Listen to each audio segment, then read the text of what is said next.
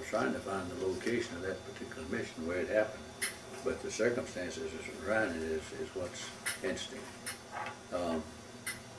Each of the crew members had a flak suit and a flak helmet. Looks just about like catcher's outfit in baseball. And as we got up over the territory where we all put these vests on, very heavy. They carried our front end and, you know, back some in the helmet. And we went on a mission one day, and every day we had 2 men. Sometimes we were on a lead plane where we would have special material to eject foil, which would confuse the radar.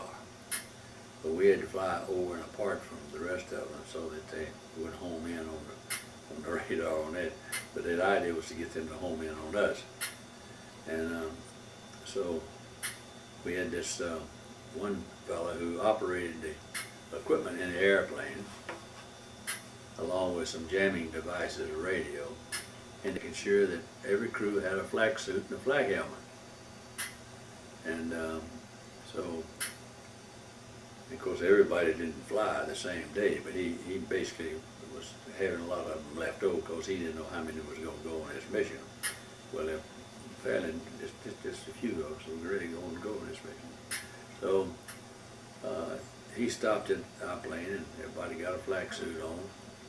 And I was up busy in the front getting ready to taxi out and do it. Well, I didn't find this out until later, but what happened is we got out on the runway, and it was raining. The weather was always horrible usually, and it was raining and the fog was low, and I started out down the runway, and we took off every 20 seconds, one right after another. And if you got hit, you just if you crash, you just kind of got out of the way the best you can. If the airplane wasn't right, you slid off to the side and got out of the formation so the next guy could go. Well, the runway was fairly long, I reckon. But on this particular day, this is an airplane I hadn't been flying before. And it was a kind of a new airplane. And I revved it up, got to the end of the runway, and just gave it all the power it had. And I kept going down the runway and raining, going down the runway. I tried to pull the nose up, and it wasn't ready to come up yet. And just as I ran off the end of the runway, the concrete, well, the wheels, I just kind of had the co-pilot pull the wheels out from under it, because we were either going to belly back in or we were going to fly away. And we went staggering out through the trees at the end of the runway and knocking leaves down and everything else. And that's kind of scary. And I couldn't figure out, because I felt like I was running the engines wide open, but I wasn't gaining airspeed like I should. And it didn't climb worth the darn at all. In fact, I got way behind the squadron, and as a result of this. But I said, well, we already uphill with the channel, so we're going to get credit for this mission. We're not going to abort and go back home. We never had. So I actually flew to the mission by ourselves, and because we were just bare meat, you know, for the German fighters if they had seen us. And so we got started back home, and lo and behold, we lost an engine. We got an engine shot out, and as the engine it just quit running, the left engine. And that way, you know, a B-26 was such a short wingspan till you didn't turn into the short wing at all, because it was so hard to get back up. And it was just, everybody avoided a single engine operation as much as they possibly could. There were a lot of them made though, because engines were shot out, you know, in this kind. But anyway, we came back and got to the field. We were about an hour and a half late, so I'm getting 2 missions combined here together. We were about 2 hours late. One of the sergeant, well, Hodge, came over and he said, "You know what they've done over there in my barracks?" And I said, "I don't have any idea. What's happened, Hodge?" He said, "Well, those guys already marked us off. Said they're getting all our darn good stuff that they're going to have, and they've divided my bicycle and a bunch of other stuff." He said, "Like a bunch of greasy greeters." And I said, "Well, just go tell them you're here and put it back." They did. And but he was a little bit shaken up over there. But getting back to the airplane, on the way home, we had this kind of problem with the single engine. And you could turn into the engine, the good engine, a lot better than you could to the bad engine, because the wing would go down and it would took forever and a day to get the wing back up. And so I immediately started, we got everybody ready to jump out. And because I said, there's one thing about it, you can't keep making right turns and ever get back to England. And so we finally decided to do one, and we got down real low, and the flak tower really let us have it. And the flak tower was like 100 feet in the air, and they were just loaded with machine guns. And for some reason or another, they missed us. And we got back home. Well, we found out that the nose wheel had been shot up, and I don't know whether you saw the plane come in the other night with the nose wheel crooked. Well, anyway, the nose wheel had been shot up and the tires were just blown out. And we knew this as I dropped the landing gear, and we were checking the gears, and we found out this would be the case. Well, I told the tower I wanted to come in, and I had problems. And so I got everybody in the back end of the airplane, and as much weight as I could and everything else back there. And we were going down the runway with the nose real high, and I kept it real high until I began to feel the speed drop off, and so I eased the nose down as much as possible. As long as I was on the runway, I stayed straight. But the other airplanes coming in, and the tower was hollering at me to get off the damn runway. As soon as I got off the runway, the nose wheel gave away, and instead of sitting up here like 12, 15 feet in the air, I was sitting about 1.5 feet off the ground. And we were going down the runway on 2 wheels, and the nose wheel, we just went this way about 1,500 yards, and before it ever stopped. And of course that happened to be the colonel's airplane that I was in, and he wasn't happy with me at all about that. But that was part of that story. The other part of that story, when I got back, that same day, we went out again, and they loaded the plane down. We got all ready to go, and I had a hard time getting off then. I just said, boy, my luck's not here. I just was running the airplane engine as hard as I could, and I didn't think any more of it. But when I got up in the air and got squared away, and we finally were running the airplane a lot faster, the engine is a lot faster than the other planes were running, just to stay up. When I got back on the ground, something I never did was I taxied into the Hart stand, and that's where you park the airplanes. And I made a turn, and I usually never look back until I finished up in the airplane before I ever looked back, because I'd already talked to all the crew and knew they were all right. Well, I slid out of the nose gap where you can get out, and I looked back there, and I saw all these flak suits on the ground.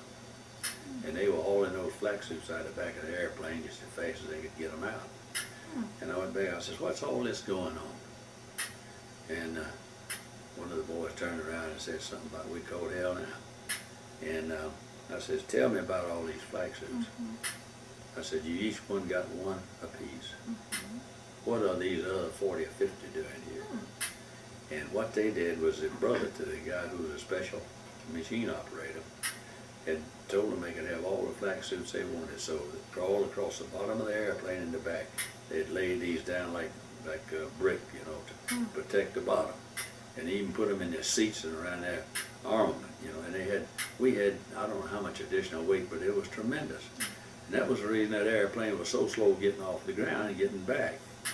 And when I saw that, they hadn't said a word to me about it. But if you know anything about airplanes, you got a weight and balance factor there that even airliners and everybody else has to abide by, to be sure your tail is not too heavy, your nose is not too heavy. But in this case, the tail was heavy, and the nose wasn't heavy enough. But anyway, we taxied in on this. We got everything back. I looked back and I saw those flak suits, and I went back and I never said anything to the crew in the way of chewing them out, and I didn't ever feel the need to it, because we were a pretty close group, and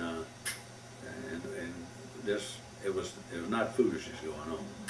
But they saw that, and I went back, and I have to admit, I raised holy hell, because I said, you guys almost killed us again today by doing a damn fool stunt. And I said, don't you ever do that again.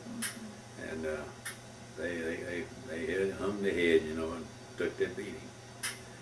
But to get back to the other plane, the one where I was right on the ground, and all I had to do was open the clamshell and step out on the ground, just a short step. But the tail end of the airplane, naturally, when the toes was down here, the tail end of the airplane was sitting way up in the air, probably 16, 17 feet.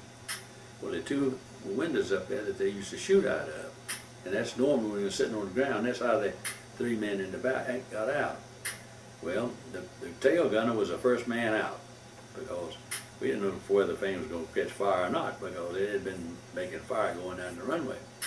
And he jumped out, and he thought, man, I'm in good shape. Well, Harry Hodge, the radio gunner, had gotten tied up in the ammunition belts, which were flexible and carried the ammo to the machine guns. He got tangled up in those, and he was a little late getting out. And they were hollering for him to come on, come on. Well, he jumped out and landed right on top of the Chilcott. And Hodge didn't get hurt at all, but Chilcott was sore for about a week. Well, Hodge just landed right on top of him from about 18 or 20 feet. And it was just a few comical things like that that kept the thing going. And Hodge here, this thing here is I want to give him credit for putting his stuff together. And basically my involvement in it was to audit and make corrections and tell him to redo it or something. But anyway, he did it by himself on his computer, and I want to recognize that fact. That's basically what all this is about, the single engine operation and the weight. Good. All right. This basically is a trip from Barksdale Field, Shreveport, Louisiana, to England by the way of Savannah. In the plane flown by pilot Earl Harrison, co-pilot Howard Thompson, engineer Heffling, radio man Harry Hodge, and a lone ATC navigator. And what this is he goes into a little personal stuff here, Hodge does, which is good. And the only thing that was left out, and I couldn't help but kid him about it, none of us knew each other before the day we got together as a crew. And we didn't have long to get to know him before we saw seas. But Harry was 18, and he married a beautiful little girl from Beaumont, was 15. And they got married while they were up at Shreveport. And he was confined to the base the last few days before we moved out. And it worried him to death. He kept telling everybody, said, I don't know what in the world I'm going to do with Billy. And so one night we were all having dinner together downtown in Shreveport. And I said, well, Harry, I said, you haven't got anything to worry. I said, I'll be glad to take care of her. She's taking care of her. And he said, you're the last one on this damn bunch I like. Won't let you do that. and he said, you know, he said, years later, he said, I meant that too. But it was something like that was always going on, funny stuff. But this is other things about things that happen on a trip, such as forgetting to turn the transfer gas knob off, and things that could have really done the works. And about how I made the crew off, but I went ahead of him, and my girlfriend was living in Macon at the time, and so I knew the troop train was going through Macon, so we had a long overday stop in Birmingham, so I got on the bus and over to Macon to see her. And so that night about 12:30, here comes the plane in, and Edie's mother and father were down there, and I had all of them get up. And I told all, I sent word around, all of you get up, and I want you to meet my future wife's folks. And so they came dragging out, weird and sleepy-eyed. They said that was the most uncomfortable thing they had to do. That was the only bad thing that I asked them to do on the whole trip. But anyway, they got out and we had a good time for a few minutes, and then we went on to Savannah. And this. So you stopped the plane in Macon? No, stop the train. Stop the train. Train was Oh, gonna stop okay. anyway, you know, to give the guys a relief. Right. And so I just used that time. Things like we flew over Fitzgerald, Georgia, my hometown, where this was hard tracking. This is Earl wanted to actually live and circled the town, and a few times to alert everyone, but then buzz his house. It was a two-story house, white frame, and his mother had white hair. She was looking out the upstairs window, waving white curtains and blowing out, falling out the window. And all these years I was wrong on whose house it was, but I did see the lady in the window. And this is kind of full of that kind of I thing. see. Well, Yeah. that will be excellent to add to our records. And there's a lot of personal things in there. Excellent. Thank you. And this last section here is one where it picks us up, missions in Europe, the European Theater of Operations, made by Sergeant Ted College. And it gives his Social Security number while he was stationed there with the 9th Air Force, 344th Bomb Group, 497th Squadron. Left the United States on Friday, February the 25th, 1944 from Homestead, Florida. February the 26th, left Rinkenfield in Puerto Rico. And this just checks the dates that we were, wherever we went. Then we landed at St. Morgan, and I don't know how you spell Nuquia. It's N-E-W-Q-U-A as well. That's right on the very southern tip of England, from the south, right next to the ocean out there. It says the missions I flew are described below: location, crew data, target, description of the mission. The milk run later on my tour would have been described earlier as a bad one. Earlier bad ones were described later as not so bad or not bad. When we arrived, the tour was 35 missions. It was raised to no limit. Then after I had passed 65, some missions have the same date, which means we flew 2 missions that day. It meant taking off at daylight about 6 a.m. and getting back from the second mission after dark. With daylight savings time, the northern attitude of the summer dusk came about 10 to 10:30. So we had a heck of a time sleeping at night because it was. But it starts off with the first meeting and who was there and what the target was, and basically he was very factual.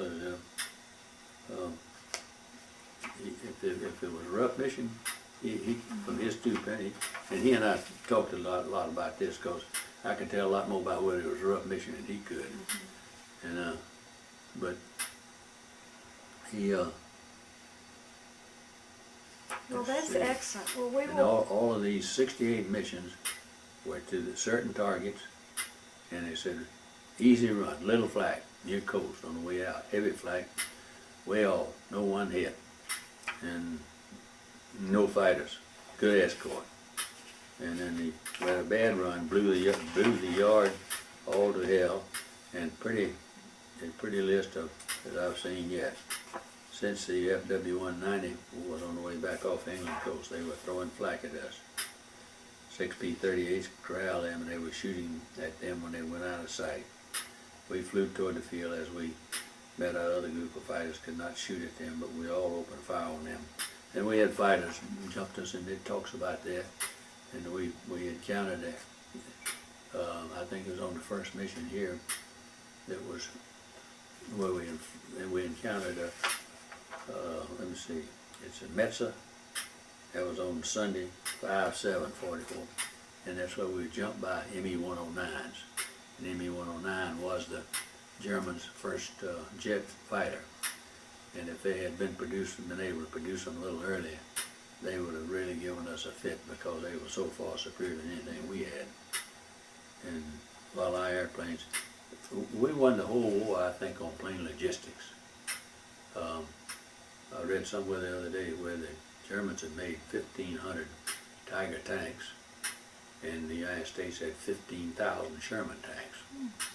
And they would actually sacrifice Sherman tanks to get rid of the Tiger tanks. And then the Russians came along, and I forgot how many they built, but it seemed like they built 5,000, 8,000 or something like that. You read that figure the other day somewhere. Let's see. Well, then after your war experiences, what came next after you did return? I think this tells everything else about the mission. Okay. Thank you so much.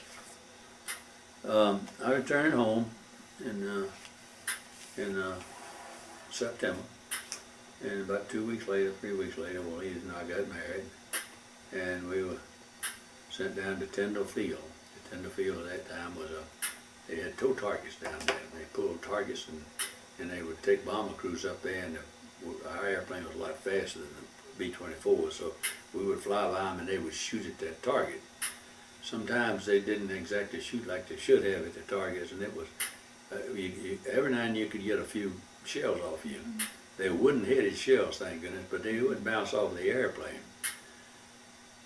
And that was an experience. And then when I got assigned there, well, the base crew, the officers there in that one flying squadron had been there like 3 years, and they thought with their colonel that they were going to be able to set that war out down there at Tyndall Field.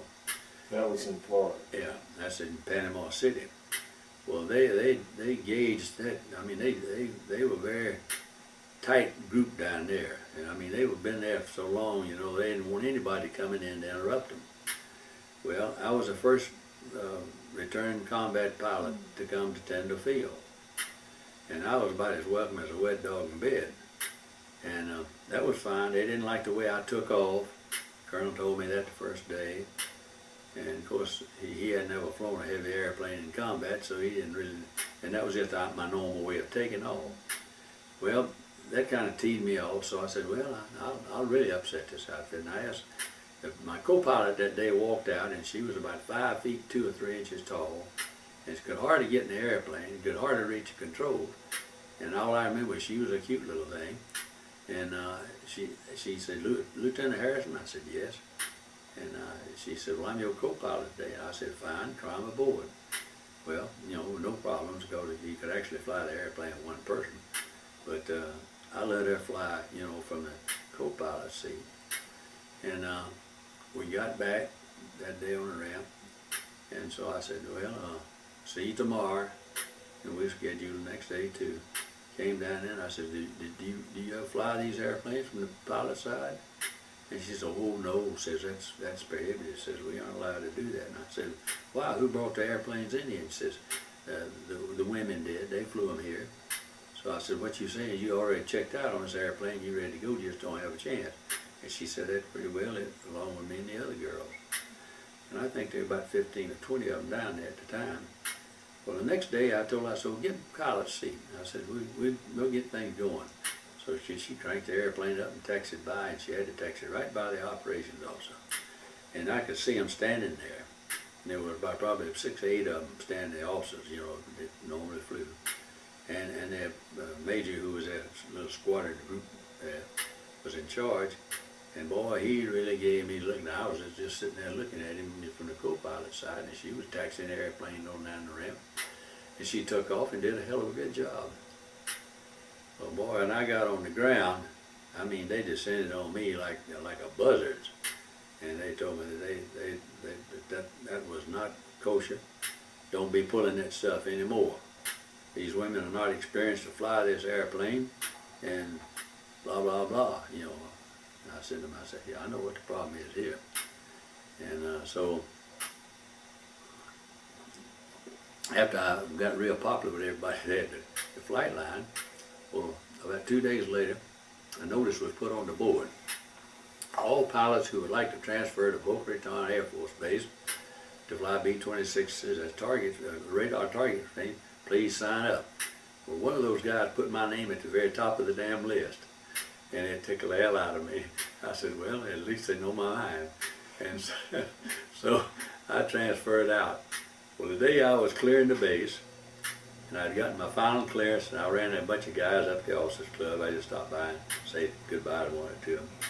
And there were 7 new guys who had just returned from combat. And man, that just blew that base apart, because all the old boys who'd been there for 3 years, enjoying the fruit of the land, immediately were transferred overseas. And then and the combat returnees took over the jobs, and it just took the hell out of me. Well, down at Bukit On, it was a real interesting experience.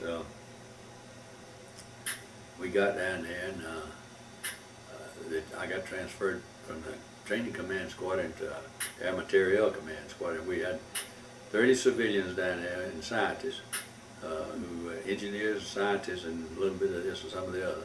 And they were running all kinds of experiments like this I'm probably not familiar with, but the AP-44 computer, which was the main guidance system on the missiles.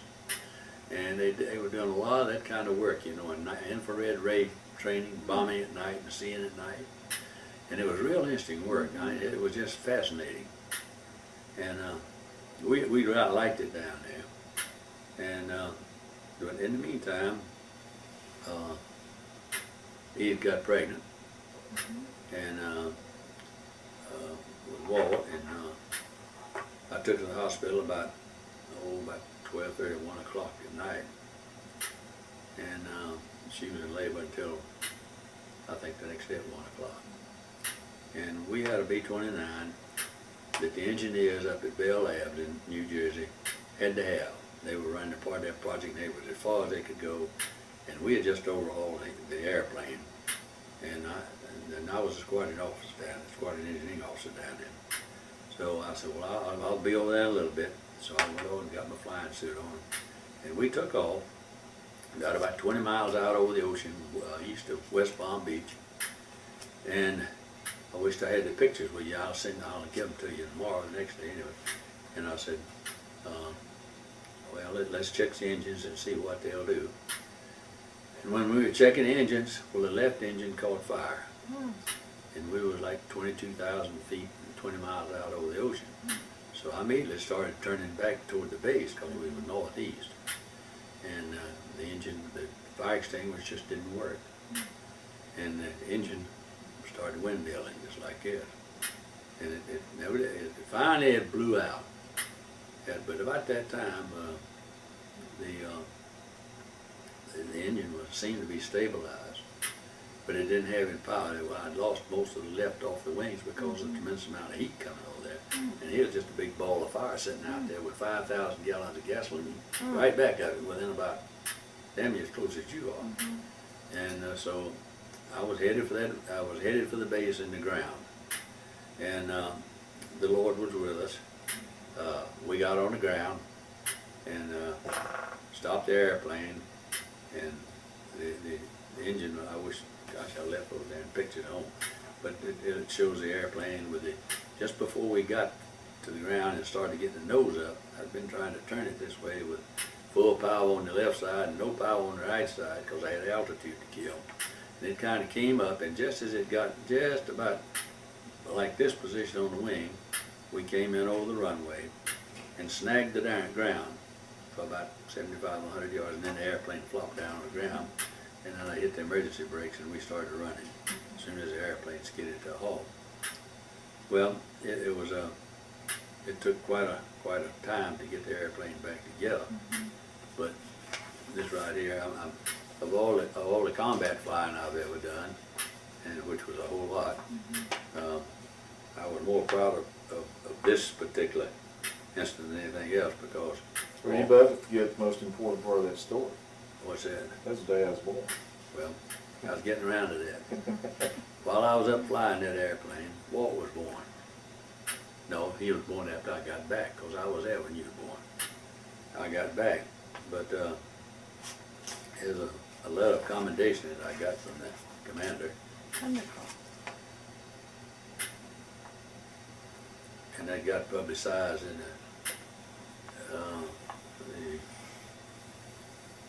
I think it was something in one of the Air Force safety magazines about the best job of flying for that month. That's fantastic. Maybe it would be nice for Walt to maybe read, I read read that. part of that, but I mean Oh, out you want me loud to read for that them. out loud? And this is just, I was stationed at that squadron for a pretty good while. And then I was stationed at Robins Air Force Base.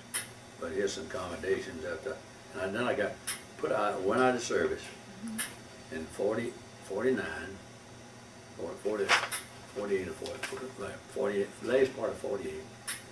And I got a couple of jobs trying to look for, because there weren't any jobs in. But I was lucky enough to get a job with Inland Container Corporation in Macon, Georgia, as a trainee. And I knew I didn't know anything about the job, and the only advantage I had was I didn't mind working. And over the years, that I got to moving along, and then in 1951, just as my other son he was waiting to have my other son, I got recalled to the Korean War. And I was supposed to go to Albert, Nebraska to report to General Curtis LeMay, and I know you probably heard that name. And everybody wanted to stay away from SAC as far as they could get. And I got orders to that effect to go to Montgomery and be reassigned to Albert, Nebraska. Well, Captain Johnson, who was with me in the original 4150 Squadron, heard about it, and he was in charge of the record section of 14th Air Force. And he rode with my old boss, Colonel Perry, to work every day. And so he told Colonel Perry about it. Perry says, well, yeah, I know that. I wrote a letter requesting his services about 6 weeks ago. And Johnson said, well, I never got a copy of it. He said, would you send me another copy? And he said, I'll be glad to. So the next day, he had a copy of the letter. And about a week later, I got orders changing me to report to Robins Air Force Base, who I'd been with some 2 years ago. And that was a great experience. And I had a real good time. Well, I got all kinds of these. I didn't bring these right here because there's so many of them. Because most of the commendations in combat were like the whole wing. It was a form letter, really. I just bring you what one had This said. is wonderful. Thank you. And Let me read this out loud, just for Okay. the record. okay. This says, this group has once again, by perfect precision bombing, laid waste a complete target. The attack was carried out with enemy fighters in the vicinity after circling and making a second run to ensure that the very best possible results could be obtained.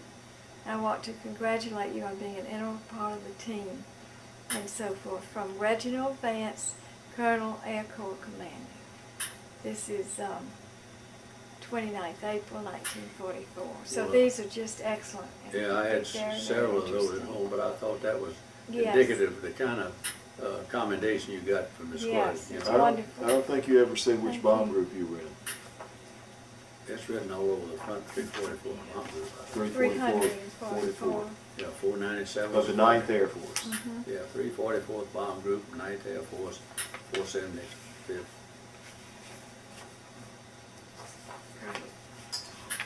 You know, while when you're in the Army, you do a lot of things. And while I was there, I started trying to edge my education a little bit further, and that's a certificate of a course I had completed. Right. And all of these are from my boss, immediate boss, and the big boss. And then after these, I got one more story to tell you. Great. And these are all Thank you. letters of commendation while I was at Robbins Field. Wonderful. Thank you. And Could you name some of the airplanes that you actually flew when you were in the Air Force? well, I did state in it I flew 24 different types of aircraft. And I flew the B-50, B-29, the B-17, the B-24, an OA-10, which is a Catalina flying boat, a B-26 medium bomber, an A-26 lighter bomber, A-20 is a light bomber. I flew a P-38, I flew P-47s, P-51s, C-47s, C-46s, F4A, what did you? C-54, Corsair? flew a Corsair, but that was not connected with the service. It was a racer being modified to go in the air race in Cleveland, and that was just a lark kind of thing. And I had some real interesting jobs while I was there. I flew. Well, those will tell you about those letters of commendation. Yes. Will tell you about some of the crazy things I did that I shouldn't have done, but they worked out all right. And Which was your favorite plane? The B-26. The B-26, yeah. Nobody wanted the B-26 because of the danger of it, and the short wing and the high wing loading, and like the airplanes today, they call coming in over the fence. As fast as these big jets come in over about 160 miles an hour. We came in with the prop plane, we were coming in at 165 to 170 miles an hour because it had such light wing loading. And you had to get it on the ground. It didn't fly very well unless everything was working fine. But those basically cover the planes, both of them that I flew. And I flew several different airplanes a day for many days. And you checked out in a jet also, didn't you? Yeah, and also flew an F-80. So my flying experience in the Air Force was quite an experience. I enjoyed it. I didn't want to make a career out of it because I wanted to see if I could be a success in the business life. And I think to a degree I probably was. When I retired, I was Senior Vice President in charge of manufacturing for Inland Container Corporation, which had 5,000 employees. So, and since then I haven't been worth anything. You don't want to tell about the time you took the B-17 out of the cornfield? Oh, well, that's one of those things that I probably, I'm not, people read that and say, well, you know, you ought to have your head examined. But Well, maybe so, but it happened. we had when I was at Robbins Field, I was in charge of production control.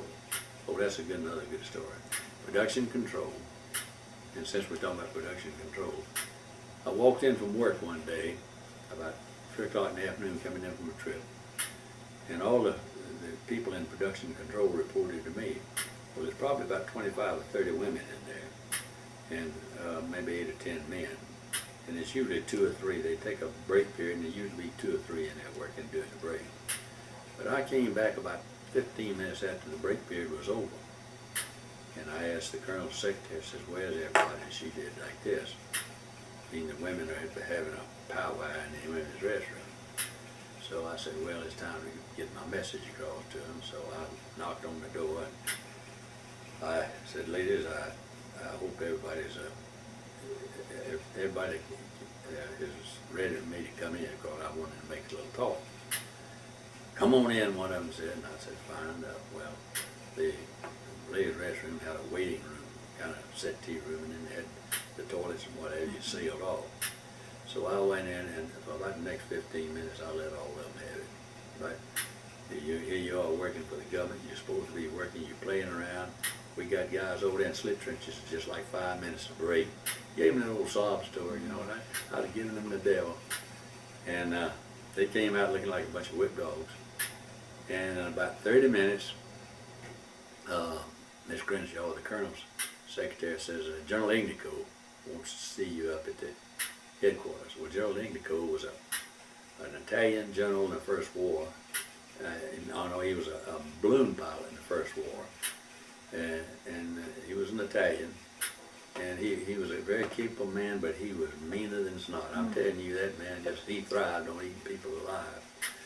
And so I went up to his office, and the secretary told him, said, have a seat, he'll see you in a few minutes. So I sat out there about 30 minutes. I was busy. I really had things to do. And he finally called me in there, and I stood in front of him, and I threw my salute up there. And I asked God, I kept this position until that arm began to get tired and ready to fall down. He still hadn't said a word to me. And he put his hand down, and he looked at me and said, who in the hell do you think you are? And I started telling him, and I was, standard thing. I'm Walter E. Harrison, Major, 4150th Squadron, so and so and so and so. I don't want to lay all that crap. I asked you who you were. And I said, well, General, I said, this afternoon I reckon I'm in trouble. He said, yes, you're in a hell of a lot of trouble. Said the head civilian down here has already been there talking to me about getting the union involved. And it says that, I don't know what in the world you were trying to accomplish. And I says, well, sir, I told him the story. And he said, still no excuse. Still no excuse. He says, you should have been more diplomatic about it. I says, yes, sir. So finally, after standing still there for 5 minutes or more, I know he got tired as quick as I did. And finally said, well, get out of here.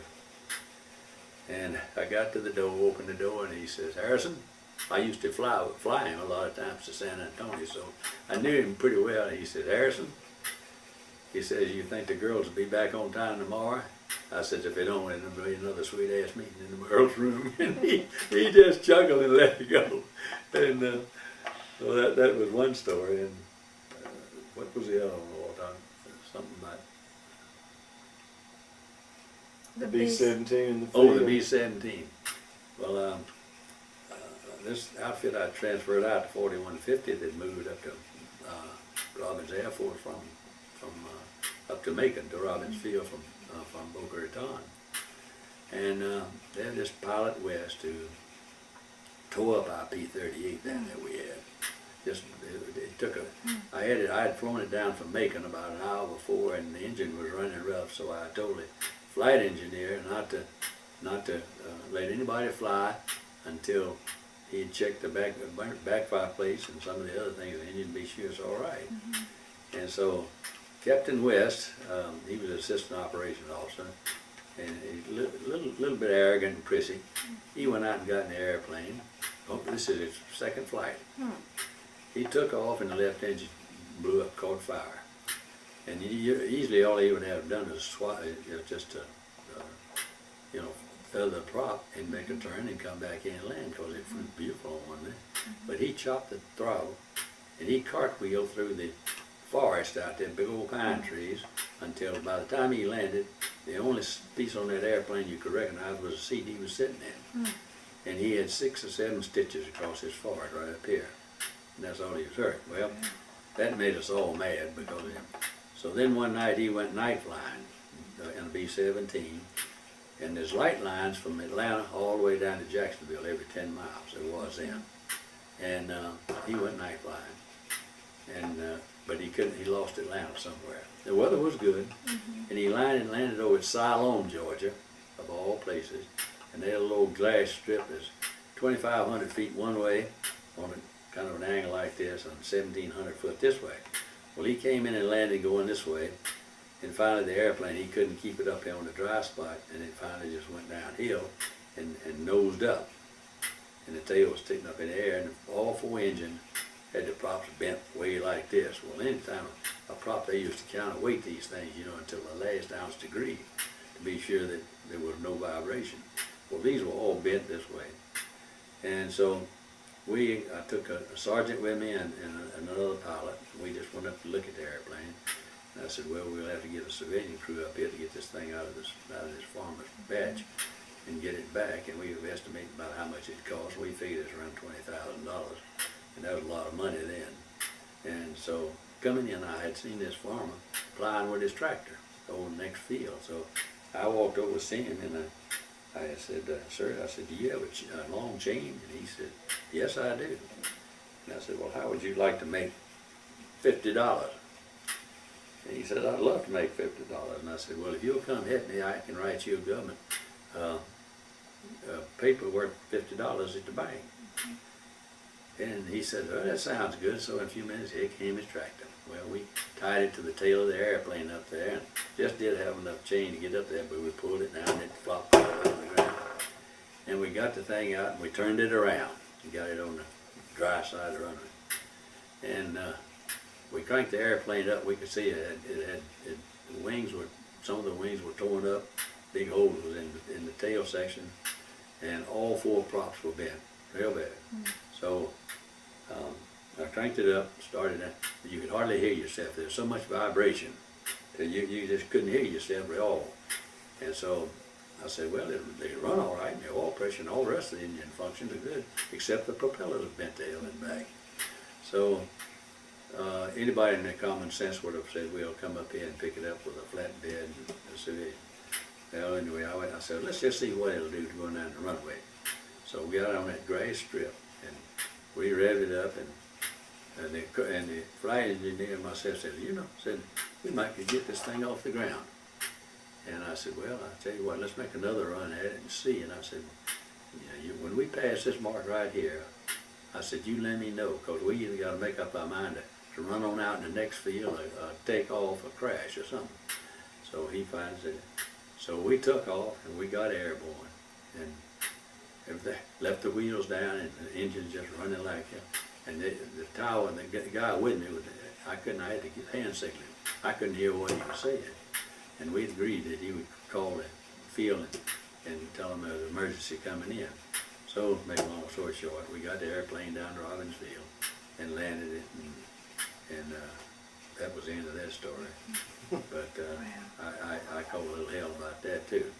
But I always like to do things because I think that our military and civilian government, civilian people, if they were given more authority and respond with more responsibility, they would perform at a different level. Because all of I know our base had 10,000 people down there, and we added, during the war, we added about 12 more thousand, and it was the most productive depot in the States, and nothing but Colonel Perry was a very demanding officer. So you still see some of your old squadron members these days? Yeah. How do you do that? Well, we have a gentleman who was a tail gunner, a radio gunner, that liked to write. And he got, somebody had written him, says, Lambert, his name is Lambert Off from Austin. From Houston, Lambert Off from Houston. And he started writing these letters to everybody. And I'll bring you one of those if you like. But it's a newsletter. If anybody got anything to say, they do. Once a year, we pick out a place like Las Vegas, or Albuquerque, or San Antonio, or Washington, D.C. We even went to Nashville, Tennessee one time. But we pick out a different place every year, kind of spreading the goodies around the country. And we all go there for about, he works up good rates for us and everything. And we all show up for about 6 days. We have done, and we have bull sessions. Most of the time it's been bull sessions, but we have a business meeting, and we have done the dance the last night. And some of the old boys look pretty good. Some of the old boys didn't look worth a damn. I fit in that last category. And a lot of the girls, most of them are second wives, so they all look pretty good. And it's just a fun time because of the stories that will be told and the remembrances and what have you. And I look forward to it every year. And I'm looking forward to it in Dayton, Ohio next year. Great. And I think that pretty well covers. That's excellent. Do you have any thoughts you'd like to share about for the future generations, or about the mood of the country today compared with those days? Or any comments on what you would say of advice, perhaps, to younger people? I would, about the what? Just any words of advice or reflection on patriotism. Well, I'm kind of, it's difficult for me to compare my young years with what we're going now, because all this stuff going on now just didn't exist back then. And I know if I did something wrong, I got the hell beat out of me. Not often, but did. And more was expected of us. And we had more freedom, as much of freedom as they did, but it was far less taking things in your own hand. You told your parents you were going to go somewhere, and most of the time it was all right, and they went. You went where you were going. I've seen politics change till the time when Herman Talmadge, Gene Talmadge rather, would stand on the bandstand down in Fitzgerald, Georgia, and stretch those suspenders out like this and holler to the crowd of 10,000 people, who's going to bring you farmers out of the gutter? And everybody yell like Hitler, G.O.R. Gene. That was his pitch. And I remember there was a young boy standing there listening to him, and I always wondered why in the world one man could get up there and revel and, you know, and get everybody so worked up. And as years went on, I could better understand why Hitler was able to do what he was able to do. And you know, you promise somebody, and everybody likes to hear promises, whether they're going to be kept or not. I happen to think that the younger generation is a whole hell of a lot more educated and smart in many, many ways than we ever were, and with a more exposure. I'd like to see our congressmen quit trying to be politicians so much and try to be congressmen more. And I think many of them fall way short of that. It's just like they start planning how to get elected before they have first day in office. And Walt and I have discussions about politics, and we don't necessarily agree, but most of the time we do. Whether we should be, I don't think we should have been in Vietnam. I think that was a foolhardy thing to begin with. I can see reasons why we're where we are now. I don't see the answer to it, except maybe until those people are educated enough to you know, take care of their own security and run their own government. And I'd like to think they are making some progress over there. I think right now the world's in a turmoil because I've never seen so many things happen of national events that's happened in the last, since 9/11. And I feel like the country will pull through. I think, like, I remember in 1976 how much patriotism was revived because they had a cause and everybody wanted to participate. And now, you know, going to war and having a war is not something that everybody wants to participate in, and they'd rather not be bothered. But we got the problem, and we probably made the problem, a part of it. But I think we got to do our best to solve the problem. I think our country is looked upon as the mouth and feet of the world, and probably hated more than the rest of them. And that's like being too good to you. And I think it's still a real fine country. Right. Well, thank you so much for coming today. We're honored. Would you, anything else you would like to add, do you think? No, I always said I wouldn't take time to do things like this. This is the first time. Well, we are truly honored that you came, and I think it was extremely worthwhile because your experiences are quite impressive and inspiring, and also very individual and unusual. So thank you very, very much. You got anything to say? No, I'm good.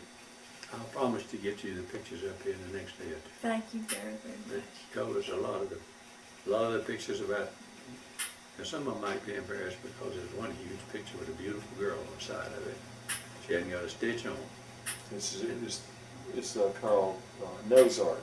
Nose art. I Nose thought art it might from the be airplanes. that. On the airplane. Yeah, on just about many of the airplanes, and we got one of the artists actually painted one. And our ship was named You've Added, which is an English saying.